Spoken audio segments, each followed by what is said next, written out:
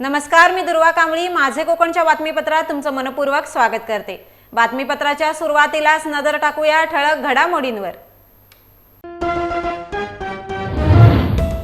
किल्ले प्रतापगडावर मशाल महोत्सव साजरा. 364 मशालींनी उजळले किल्ले प्रतापगडाचे सौंदर्य.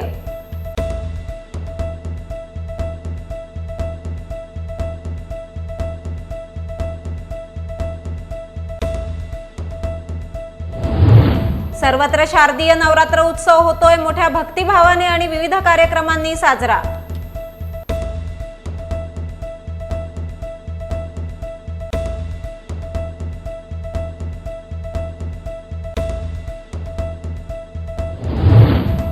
भाजप प्रदेशाध्यक्ष बावनकुळे यांनी सिंधुदुर्गात विकास कामांबद्दल न बोलता केली शिवसेनेवर टीका. वैभव नाईक यांनी पत्रकार परिषदेतून दिली माहिती.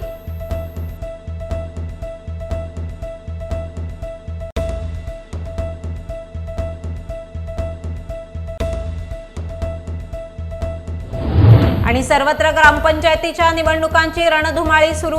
निवडणुकींच्या पार्श्वभूमीवर उमेदवारी अर्ज होत आहेत दाखल.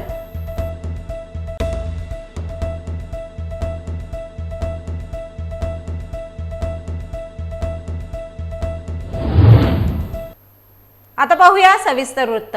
अवघ्या महाराष्ट्राचं कुलदैवत असणाऱ्या तुळजापूर वासिनी भवानी मातेचं प्रतिरूप छत्रपती शिवाजी महाराजांनी किल्ले प्रतापगड येथे सन 1661 साली स्थापन केले.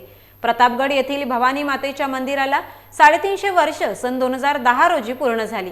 या निमित्ताने कट्टर शिवभक्त व शिवकालीन खेडेगावचे संस्थापक आप्पा उतेकर यांच्या मार्गदर्शनाखाली 350 मशाली प्रज्वलित करून किल्ले प्रतापगडावर मशाल महोत्सव सुरू करण्यात आला. यंदा या मशाल महोत्सवाचे 14वे वर्ष असून काल 364 मशाली किल्ले प्रतापगडावर प्रज्वलित करून मशाल महोत्सव साजरा करण्यात आला. गडाच्या चहूबाजूंनी तटबंदीला मशाली प्रज्वलित करण्यात आल्या. हा नयनरम्य देखावा पाहण्यासाठी महाराष्ट्रातील लाखो शिवभक्त किल्ले प्रतापगडावर उपस्थित होते. यावेळी मशालींमुळे उजळून निघालेल्या गडाचे दृश्य हे डोळ्यांचे पारणे फेडणारे होते.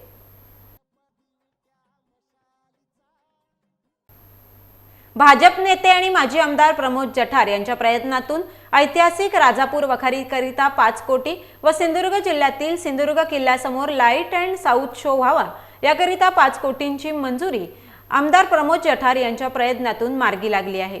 याकरिता पर्यटन मंत्री गिरीश महाजन यांनी तसे आदेश पर्यटन विभागाला दिले आहेत. आज महाराष्ट्राचे पर्यटन मंत्री नामदार गिरीशजी महाजन यांची त्यांच्या निवासस्थानी मुंबईमध्ये मी भेट घेतली आणि सिंधुदुर्ग आणि रत्नागिरीमधल्या 2 प्रकल्पांना डायरेक्टर ऑफ टुरिझममधून पैसे देण्यासाठी विनंती केली. एक म्हणजे राजापूरमधल्या राजापूर वखार नावाने जी जागा ओळखली जाते, ब्रिटिश इंग्रज ज्या ठिकाणी आपला ईस्ट इंडिया कंपनीची पहिली वखार सुरू केली आणि पलीकडच्याच बाजूला छत्रपती शिवाजी महाराजांचं आरमार दल उभं राहिलं, त्या राजापूरच्या वखारीला 5 कोटी रुपये डायरेक्टर ऑफ टुरिझममधून देण्यात यावेत आणि त्याचं लवकरात लवकर काम सुरू करावं. पोलिसच्या ताब्यात असलेली या जागेला सुद्धा गृह मंत्रालयाने त्या ठिकाणी NOC द्यावी अशा प्रकारचा प्रस्ताव मी मांडला. त्याला त्यांनी मंजुरी दिली आणि अशा प्रकारे डायरेक्टर ऑफ टुरिझममधून 5 कोटी रुपयेचा प्रस्ताव बनवण्याची त्यांनी सूचना अधिकाऱ्यांना दिली. त्याचबरोबर 4 डिसेंबरला होणाऱ्या सिंधुदुर्ग किल्ल्याच्या समोर राजकोट येथे छत्रपती शिवाजी महाराजांच्या पुतळ्याचं अनावरण देशाचे यशस्वी पंतप्रधान विश्वगुरु नरेंद्र मोदीजी यांच्या हस्ते त्या ठिकाणी उद्घाटन होणार आहे. तर त्या ठिकाणी त्या पुतळ्याच्या बाजूलाच एक light and sound show, Chhatrapati Shivaji महाराजांचा संपूर्ण इतिहास दाखवला जाईल अशा प्रकारचा शो माननीय मोदी साहेबांचं आगमन होण्यापूर्वी आपण सुरू करावा अशी विनंती मी त्यांना केली आणि ती सुद्धा विनंती त्यांनी मान्य केली आणि डायरेक्टर ऑफ टुरिझमला त्या ठिकाणी सुद्धा 5 कोटीचा प्रस्ताव तयार करण्याचे निर्देश दिले. एकूण दोन्ही प्रकल्पामध्ये 5-5 कोटीचे प्रस्ताव करण्याचं त्यांनी निर्देश डायरेक्टर ऑफ टुरिझमला दिले आणि मला आनंद वाटतो की आमच्या मंत्री महोदयाने या पर्यटनाच्या वाढीसाठी म्हणून या दोन्ही ठिकाणी जवळजवळ 10 कोटी रुपये देण्याचं मान्य केलं. मी सिंधुदुर्गातल्या आणि रत्नागिरीतल्या राजापूरमधल्या मालवणमधल्या सगळ्या माझ्या कार्यकर्ता आणि जनतेच्या माध्यमातून गिरीश भाऊ महाजनांचे आभार मानतो. भाजप प्रदेशाध्यक्ष चंद्रशेखर बावनकुळे सिंधुदुर्ग जिल्ह्यात आल्यावर केंद्रात आणि राज्यात असलेल्या त्यांच्या सरकारच्या विकास कामांबद्दल बोलतील अशी अपेक्षा सिंधुदुर्गवासियांना होती. मात्र विकास कामांबद्दल न बोलता त्यांनी शिवसेनेवर टीका करण्याचे काम केल्याचे वैभव नाईक यांनी पत्रकार परिषदेतून सांगितले आहे. पाहुयात काय म्हणालेत वैभव नाईक. खरं तर चंद्रशेखर बावनकुळे जिल्ह्यात आल्यानंतर ज्या पक्षाची राज्यात आणि केंद्रामध्ये सत्ता आहे त्या सत्तेसंदर्भात विकास कामासंदर्भात ते बोलतील अशी अपेक्षा सिंधुदुर्गवासियांना होती. खरं तर आपण बघित असाल की मुंबई गोवा ज्या हायवेवरून ते आलेत त्या हायवेची काय अवस्था रत्नागिरीपासून होती. त्याचबरोबर आज सिंधुदुर्ग जिल्ह्यातल्या शाळेमध्ये शिक्षक नसल्यामुळे अनेक शाळा बंद आहेत. दर दिवशी पेपरामध्ये पालकांच्या आणि विद्यार्थ्यांच्या आंदोलनं सुरू आहेत. त्या विषयावर ते बोलतील असं वाटलं होतं. परंतु ह्या अशा विषयावर न बोलता ते शिवसेनेवर टीका करण्याचं काम त्यांनी केलेलं आहे. निश्चितपणे शिवसेनेनं याआधीसुद्धा शिवसेनेचे मंत्री नसताना शिवसेनेने आमदार खासदार या विभागातल्या लोकांनी निवडून दिले आहेत आणि कोकणातील शिवसेनेचं जे प्रेम आहे ते कधी जनतेचं प्रेम कोकणातल्या जनतेचं प्रेम शिवसेनेवर कमी होणार नाही असा विश्वास या ठिकाणी आहे. याउलट याआधी जेव्हा भाजपचे नेते रस्त्यावरनं जायचे तेव्हा मोदीच्या घोषणा व्हायच्या. परंतु आता मात्र भाजपच्या नेत्यांना मोदी तुम्हाला चालतील का पंतप्रधान असं लोकांना जाऊन विचारावं लागतं. आणि त्यातसुद्धा आपण बघितलं असाल की काही लोकांनी राहुल गांधी किंवा मोदी नको नितीन गडकरी अशी अनेक नावं या ठिकाणी सुचवलेली आहेत. आणि त्यामुळे जी मोदींची लहर होती ती आता हळूहळू ओसरत चाललेली आहे. ही मात्र कालच्या दौऱ्यामध्ये त्यांनी बघितलं असेल. खरं तर आपण बघितलं असाल की अनेक वेळा भाजपने शिवसेनेला धोका दिलेला आहे. मग विरोधी पक्षनेत्याचं असून देत किंवा सत्तेतल्या राजकारणाचं असून देत. आज शरद पवारांनी सुद्धा अनेक वेळा गौप्यस्फोट केले की 2014मध्येच राष्ट्रवादी आणि भाजप एकत्र होणार होती आणि हा एके प्रकारे शिवसेनेला धोकाच होता. काल पण ज्याप्रमाणे शिवसेनेचे मुख्यमंत्री झाल्यानंतरसुद्धा भाजपची राष्ट्रवादीवर कशाप्रकारे एकसंघपणा चालू होती किंवा कशाप्रकारे बोलणी चालू होती हे स्वतः अजित पवारांनी प्रफुल्ल पटेलने सांगितलेलं आहे. त्यामुळे धोका कोणाला दिला. उलट हा धोका उद्धवजींनी दूरदृष्टी नेतृत्व असल्यामुळे हा धोका ओळखला आणि ही भूमिका घेतली. आज भाजपबरोबर असलेले सगळे मित्रपक्ष खरं तर आज बच्चू कडूंची काय भूमिका आपण बघितलं असाल की बच्चू कडूंनी भाजपच्या बाबतीत जवळ घेतं आणि अफजल खानासारखा वध करतं असं जी भूमिका सांगितली आहे. आणि त्याचप्रमाणे असे अनेक जे मित्रपक्ष आहेत. आज सदाभाऊ खोतांची काय परिस्थिती आहे किंवा त्यांच्यावर असलेले अनेक मित्रपक्ष आज संपले झालेले आहेत. आज एकनाथ शिंदेना शिवसेना म्हणून त्यांनी वापर करून त्यांचा घेतला आहे आणि त्यांची ताकद कमी करण्यासाठी आज अजित पवारांना त्यांनी आणलं आहे.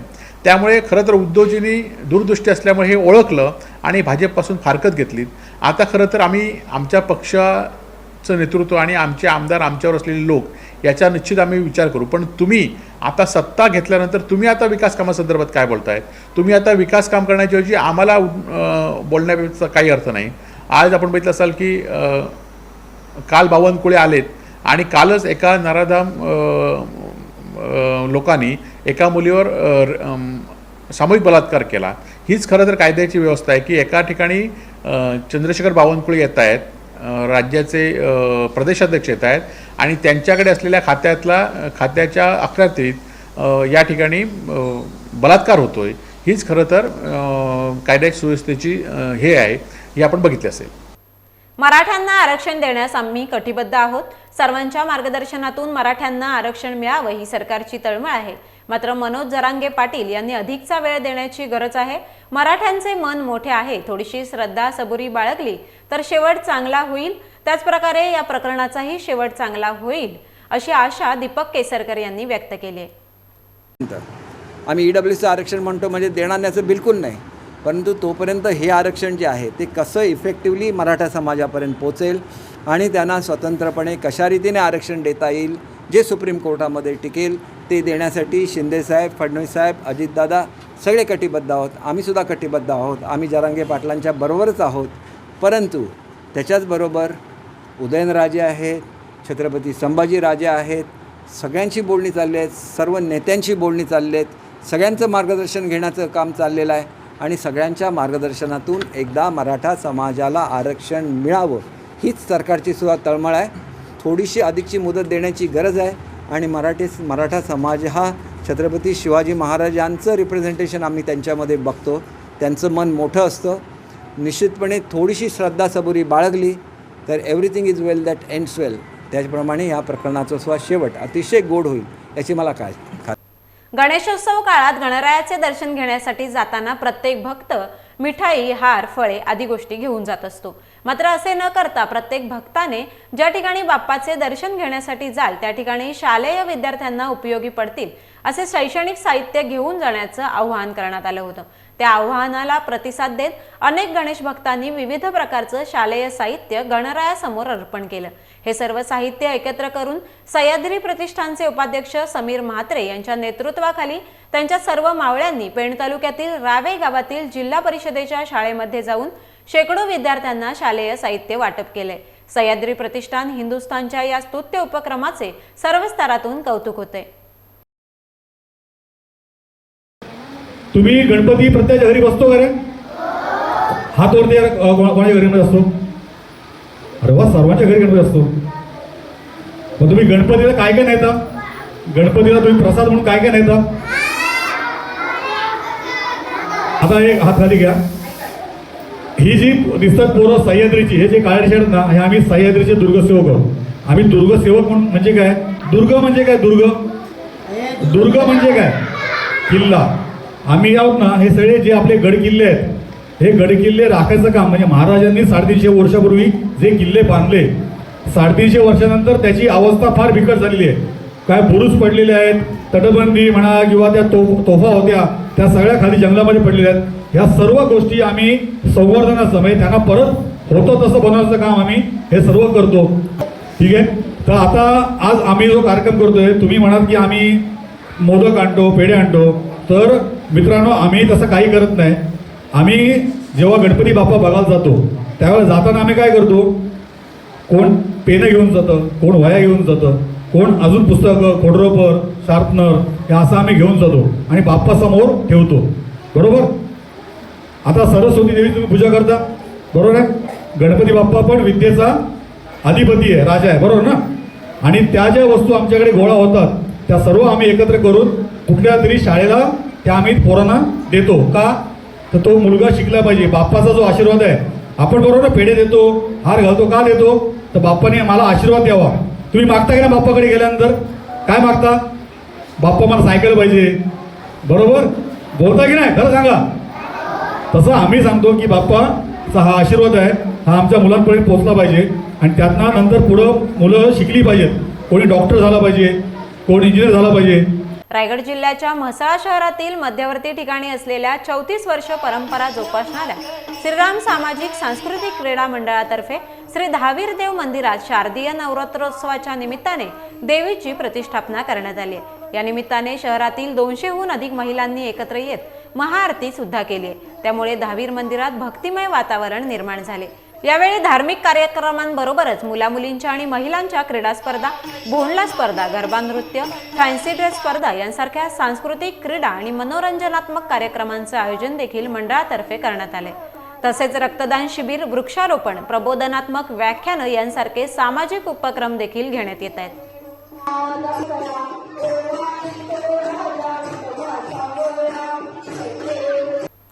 उदेगांबे उदेच्या जयघोषात आणि पारंपरिक वाद्याच्या गजरात पेण शहर व रायगड जिल्ह्यातील मंदिरात विधिवत शारदीय नवरात्र उत्सवाला सुरुवात झाली.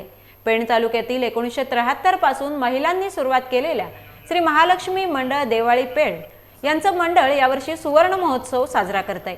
महिलांनी सुरू केलेले हे मंडळ गेली 50 वर्ष पारंपरिक कार्यक्रम घेऊन सर्व महिला एकत्र आणून दरवर्षी विविध उपक्रम घेऊन जबाबदारीने पार पाडत आहेत. यामध्ये 9 दिवस विविध कार्यक्रमांचं आयोजन करण्यात आलं असून त्यामध्ये धार्मिक कार्यक्रम, होम, हवन, श्री महालक्ष्मी पूजन, कुमारिका पूजन, स्त्री सुक्त पठण, नवचंडी याग, सुवासिनी पूजा, महाप्रसाद, भोंडला, दांडिया, ज्येष्ठ महिलांचा सन्मान तसेच दीपोत्सव आणि सांस्कृतिक कार्यक्रमांचं आयोजन देखील करण्यात आले. तसेच 50 वर्षाचा पूर्व इतिहास सांगणारी सुवर्ण सौरभ स्मरणिका प्रकाशन सोहळा देखील यावेळी होणार आहे. PN देव व सुशीला देव यांच्या संकल्पनेतून महिलांनी सुरू केलेल्या या उपक्रमाला सर्व महिलांची चांगली साथ लाभत असून मंडळ उत्तरोत्तर अशीच प्रगती करून विविध कार्यक्रमांचे आयोजन करून परंपरा पुढे अशीच चालू राहावी अशी प्रतिक्रिया अहिल्या महिला वृद्धाश्रमाच्या अध्यक्षा वासंती देव यांनी व्यक्त केली आहे.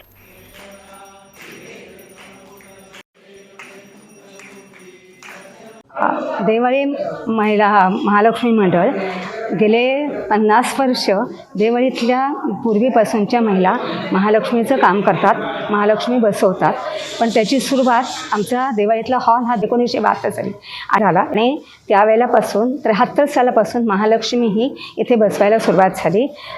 इथले जे PN देव म्हणजे पिलोबा देव यांच्या मनामध्ये आलं की जसं आपण गणपती उत्सव सार्वजनिक करतो, त्याचबरोबर गोकुळाष्टमी करतो, त्याचप्रमाणे महिलांचा हा जो देवीचा उत्सव आहे, महिलांचा मनापेक्षा सगळ्यांचा, तो उत्सवही आपल्या आळीमध्ये सुरुवात करूया. आणि त्यांनी हे माझ्या सासूबाई यांच्याशी बोलल्या. त्याच्यानंतर सुशीलाबाई देव यांच्याशी बोलून आळीतल्या यांची आमची मीटिंग झाली आणि त्याच्यामध्ये करायचं असं ठरलं. आणि तेव्हापासून आज तागायत महिला आपल्या सगळ्या देवाळीतल्या महिला ह्या आम्ही महिला ह्याचा उत्सव साजरा करतो.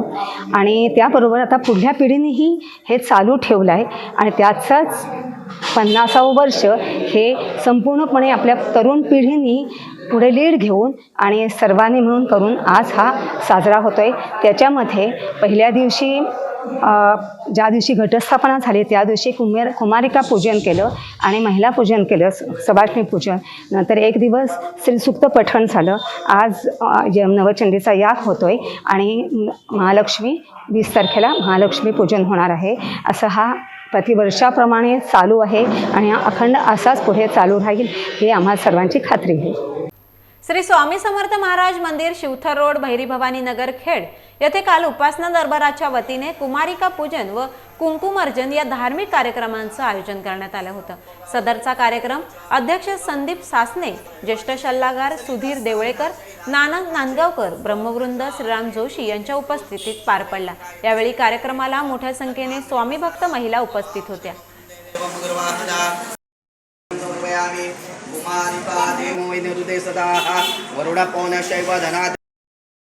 शिवे सर्वार्थ साधिके शिवे सर्वार्थ साधिके शरण्ये गौरी नारायणी नमोस्तुते सर्वार्थ साधिके शरण्ये त्र्यंबके गौरी सर्वार्थ साधिके शरण्ये त्र्यंबके. रत्नागिरी जिल्ह्यातील खेड शहरात मध्यवर्ती ठिकाणी असलेल्या हुतात्मा अनंत कान्हेरे चौक येथे शिवसेना उद्धव बाळासाहेब ठाकरे पक्षाच्या वतीने दुर्गा देवीचा नवरात्र उत्सव मोठ्या उत्साहात साजरा केला जातोय. शारदीय नवरात्रोत्सवाच्या निमित्ताने देवीची प्रतिष्ठापना करण्यात आली आहे. या निमित्ताने शहरातील महिलांनी एकत्र येत कुंकुमार्जन हा धार्मिक कार्यक्रम साजरा केलाय. धार्मिक कार्यक्रमांबरोबरच महिलांच्या स्पर्धा, भोंडला, गरबा नृत्य, फॅन्सी ड्रेस स्पर्धा यांसारख्या सांस्कृतिक, क्रीडा आणि मनोरंजनात्मक कार्यक्रमांचं आयोजन देखील मंडळातर्फे करण्यात आले. रायगड जिल्ह्यातल्या खालापूर तालुक्यातील ग्रुप ग्रामपंचायत आतकरगाव निवडणुकीचे प्रभाग क्रमांक 1 चे अधिकृत उमेदवार सुशांत वामन भवार यांचा उमेदवारी अर्ज काल दाखल करण्यात आला. यावेळी Republican party of India Raigad जिल्हाध्यक्ष नरेंद्र गायकवाड, तालुकाध्यक्ष महेंद्र धनगावकर, कोकण नेते राहुलजी डालिमकर, जिल्हा कार्याध्यक्ष अविनाश कांबळे, कर्जत तालुका अध्यक्ष हिरामन गायकवाड, माजी संपर्क प्रमुख नरेश जाधव, तालुका युवक अध्यक्ष सुनील सोनावणे, संपर्क प्रमुख संदीप गायकवाड, माजी उपसरपंच समीर देशमुख, आडोशी ज्येष्ठ नेते दिलीप देशमुख, शिवाजी वाघमारे, दत्ता देशमुख, काशीनाथ वाघमारे, तसेच पत्रकार दत्ता शेडगे, पत्रकार विशाल वाघमारे, सामाजिक कार्यकर्ते सचिन गायकवाड, संकेत भवार, अक्षय दबडे, प्रणय भोजने, कोकण माथाडी अध्यक्ष तुषार कांबळे, सुमित सुर्वे तसेच सर्व गावातील ज्येष्ठ युवक उपस्थित होते. रायगडच्या पेण तालुक्यात ग्रामपंचायतींच्या निवडणुकांची रणधुमाळी सुरू झाली आहे. 11 ग्रामपंचायत व 3 पोटनिवडणुका अशा एकूण 14 ग्रामपंचायतींच्या निवडणुका लागल्या असून महालमिरा डोंगर ग्रामपंचायत निवडणूक ही वर्चस्वाची समजली जाते. महालमिरा डोंगर ग्रुप ग्रामपंचायतीवर ग्रामविकास परिवर्तन आघाडीचाच विजयी झेंडा फडकणार असल्याचा विश्वास ज्यांनी आताच्या ग्रामपंचायत निवडणुकीमध्ये अर्ज दाखल केला आहे असे युवा कार्यकर्ते महेश भिकावले यांनी प्रसार माध्यमांशी बोलताना सांगितले आहे. याआधी जे भ्रष्टाचार झाले आहेत त्यांचा भांडाफोड करून आम्ही महालमिरा डोंगर ग्रामपंचायतीमध्ये आमदार रवी पाटील व माजी आमदार धैर्यशील पाटील यांच्या माध्यमातून विकास गंगा आणणार असल्याचेही महेश भिकावले यांनी सांगितले आहे. महालमिरा डोंगर ग्रामपंचायतीच्या निवडणूक लढतीत ग्रामविकास परिवर्तन आघाडीमधून सरपंच पदासाठी सुवर्णा दादू कोळके यांनी उमेदवारी अर्ज भरला असून सदस्यपदासाठी सुषमा प्रकाश तुपे, शिरीष मारुती सावंत, महेश मधुकर भिकावले, देवजी जाण्या जाधव, शंकर शिमराम जेथे, राम महादू बांगारा यांनी अर्ज दाखल करून आपली उमेदवारी निश्चित केली आहे। यावेळी अनेकांच्या संख्येने तरुण महिला व ग्रामस्थ उपस्थित होते।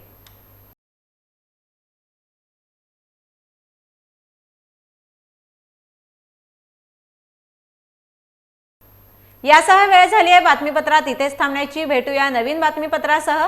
तुम्ही पाहत रहा माझे कोकण।